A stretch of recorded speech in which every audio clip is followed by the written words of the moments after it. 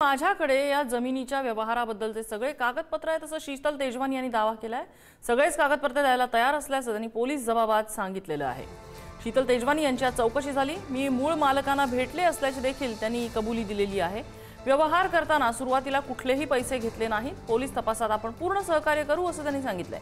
अमिडिया कंपनीशी सुद्धा जमिनीच्या काही मूळ मालकांचं बोलणं करून दिलं होतं असं शीतल तेजवानी यांनी पोलीस चौकशीत दावा केलाय। बालाजी पोद्दार आपल्याला अपडेट देत आहेत। बालाजी, ही मोठी अपडेट आहे म्हणावी लागेल, कारण पहिल्या दिवसापासून उपमुख्यमंत्री अजित पवारांचे पुत्र पार्थ पवार भागीदार असलेल्या अमिडिया कंपनीने पार्थ पवारांचा याच्याशी काही संबंध नाही असं म्हटलं होतं। मात्र काल शीतल तेजवानी हिची 6 तास चौकशी झाली आणि या चौकशीमध्ये जे आहे शीतल तेजवानीने सांगितलं की या सगळ्या मूळ मालकांना मी ओळखते, या मूळ मालकांशी मी व्यक्तिगत भेटलेली आहे। त्याचबरोबर अमिडिया कंपनीच्या काही संचालकाशी सुद्धा मूळ मालकांशी बोलणे केलेलं आहे। मात्र यामध्ये कुठलाही पैशाचा व्यवहार झालेला नाही।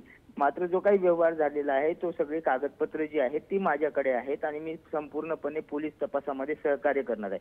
त्यामुळे उपमुख्यमंत्री अजित पवार जे दावा करत होते की यात संबंध आहे का नाही ते तपासू, मग अमिडिया कंपनीचे कोण अशा व्यक्ती होत्या ज्या या मूळ मालकाशी शीतल तेजवानी यांनी बोलण्यासाठी प्रवृत्त केलं किंवा बोलण्यात आलं आणि त्यानंतर हा व्यवहार झाला, याचा तपास आता पोलिसांना करणं आवश्यक आहे। त्यानंतर आणखी काही पुरावे पुढे येतात का हे पाहणं महत्त्वाचं आहे। मात्र उपमुख्यमंत्री अजित पवारांचा जो दावा आहे की यामध्ये त्याचा काही त्यांच्या पुत्राचा काही सहभाग नाही, मग हे अमिडिया कंपनीचे कुठले संचालक या मूळ मालकांशी बोलले हा प्रश्न मोठा उपस्थित होतोय।